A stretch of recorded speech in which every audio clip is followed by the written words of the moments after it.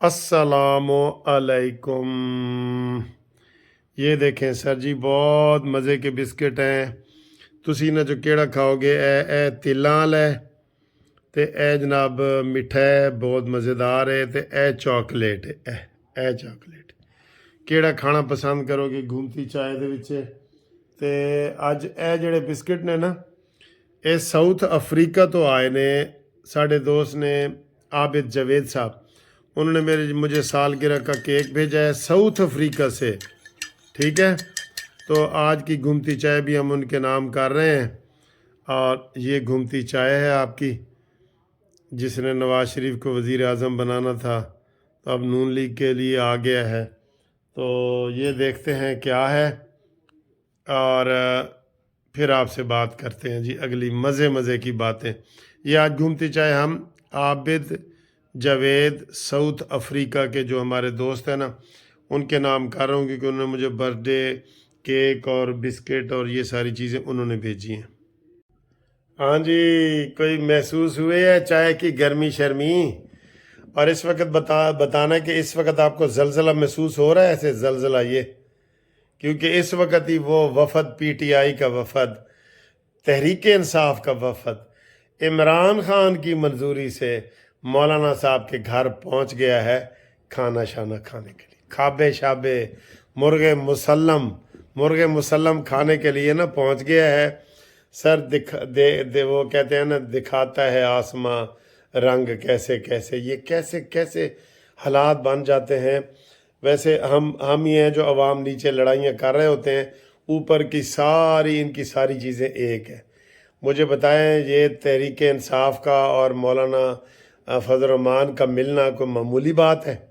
सब चैनल वाले हैरान हो रहे हैं कि यार ये क्या हो गया। और मौलाना ने देखें कैसे बयान दिए। आज जो इंटरव्यू दिया ना, मैं मौलाना साहब की, आपको पता है कितना मौलाना साहब से प्यार करता हूँ, और उनसे वैसे नून वालों ने अब भी कहा कि हम कोई जवाब नहीं देंगे, लेकिन उन्होंने एक दो बातें गलत की हैं। मौलाना साहब ने क्या गलत की हैं? मसलन एक तो उन्होंने आज ये बताया कि जो इमरान खान के ख़िलाफ़ तहरीक अदम एतमाद थी ना, वो मैं नहीं करना चाहता था, ये देखें। और ये पीपल्स पार्टी करना चाह रही थी। सर इतने अरसे बाद ये राज खोल रहे हैं, इनकी अब क्या अहमियत है? ये तो फिर अपना ही वो वाली बात, गलत बात हो जाती है ना। उन्होंने कहा जी मैं तहरीक अदम एतमाद के ख़िलाफ़ था, पीपल्स पार्टी तहरीक अदम एतमाद के हक़ में थी। एक उन्होंने ये बात मुनासिब नहीं की। और दूसरी जो मुझे बहुत फील हुई है ना, वो उन्होंने कहा कि नवाज शरीफ साहब वज़ीर आज़म क्यों नहीं बन रहे। तो उन्होंने कहा जी क्यों नहीं बन रहे? कहते हैं जी असल में वो इलेक्शन जीते नहीं हैं, उनको जितवाया गया है, तो उनके जहन में एहसास है, ज़मीर का बोझ है, और वो इसलिए वज़ीर आज़म नहीं बनना चाहते। ये मेरे ख्याल है बिल्कुल मुनासिब बात नहीं। ये जो मौलाना फजल रहमान साहब के मुंह से ये बात, ये बिल्कुल नामुनासिब है, नामुनासिब है, मजम्मत के काबिल है कि नवाज शरीफ को एस्टेब्लिशमेंट ने जितवाया है, असल में वो हार गए थे, ये वाली बात। ठीक है, तो ये जनाब मुझे इसका बड़ा दुख हुआ है कि जो उन्होंने ये बात की है। ठीक है, तो आपको भी महसूस हुआ होगा, लाजमी आपको भी महसूस हुआ है ना। तो मौलाना साहब को ऐसी बातें नहीं देनी चाहिए। बहरहाल एक दूसरे के ख़िलाफ़ जो है ना वो नहीं होना चाहिए। अगली बात जो मौलाना साहब ने की है, इल्ज़ाम लगाने के बाद वो नदीम मलिक ने उससे पूछा है कि जी आप क्या करना चाहते हैं? तो उन्होंने कहा जी मैं इनकलाब लाना चाहता हूँ, और मैं इनकलाब ये लाना चाहता हूँ कि हम एहतजाजी तहरीक चलाएंगे, और एस्टेब्लिशमेंट को भी कहेंगे कि वो जनाब साइड पे हो, और वो हम करेंगे। तो मैं इनकलाब लाना चाहता हूँ, और इनकलाब मेरे ख्याल है इमरान खान के साथ मिल के ही लाना है ना, क्योंकि अब तो वो एक ही हो गए हैं, तहरीक इकट्ठी चला रहे हैं। ये वो इस वक्त जो 4 बंदे गए हैं ना, आमिर डोगर साहब MNA, उमर नियाजी साहब MNA, और बैरिस्टर सैफ और असद कैसर, ये 4 बंदे गए हैं मौलाना साहब का खाना खाने। वहाँ बातें होंगी और गिले शिकवे होंगे, تو اب یہ کیا ہم جو یہودی ایجنٹ اور ڈیزل اور یہ ساری باتیں ہم بھول جائیں؟ ہم بھول جائیں ساری باتیں؟ میرے خیال ہے بھولنی پڑیں گی.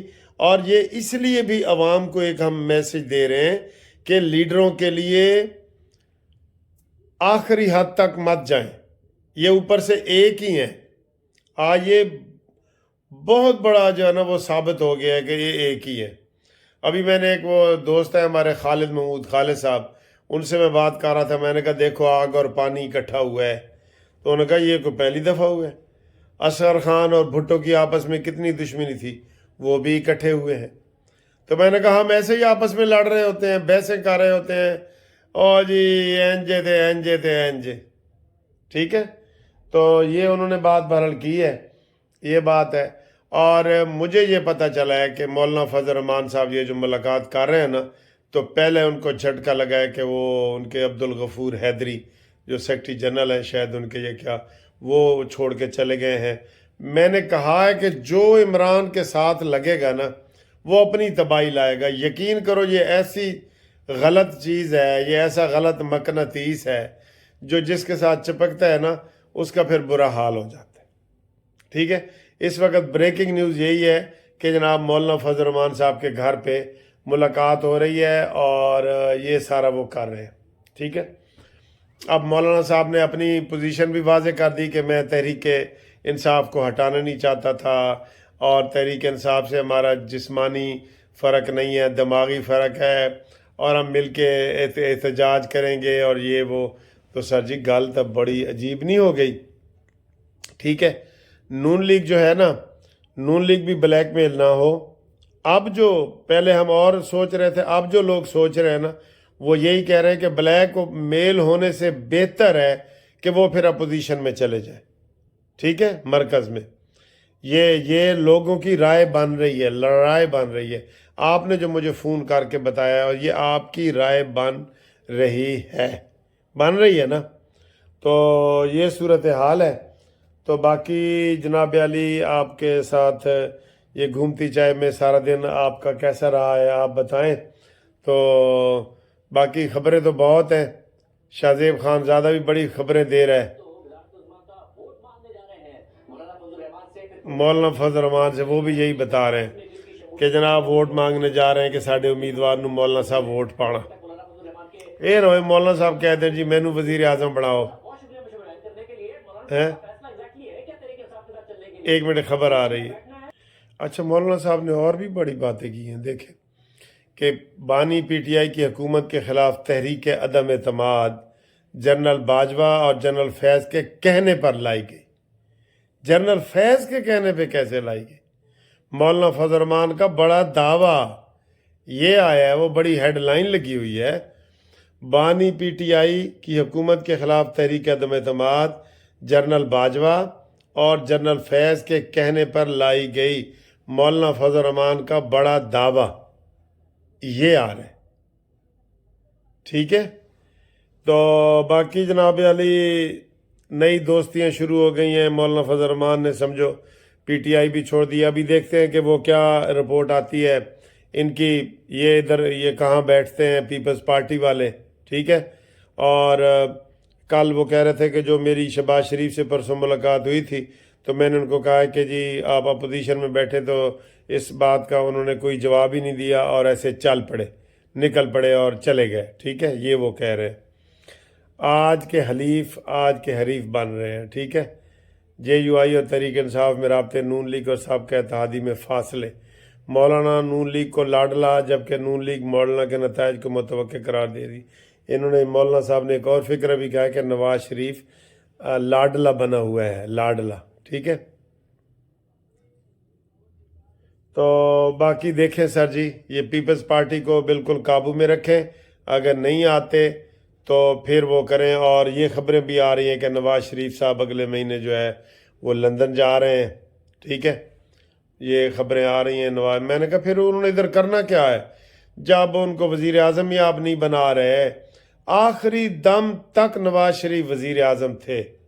کوئی اندر کی خبر ہے نا کوئی ایسی بات؟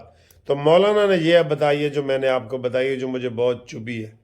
ٹھیک ہے، تو انشاءاللہ تعالیٰ پھر اگلی ویڈیو میں آپ سے ملاقات کرتے ہیں، تب تک کے لیے اللہ حافظ۔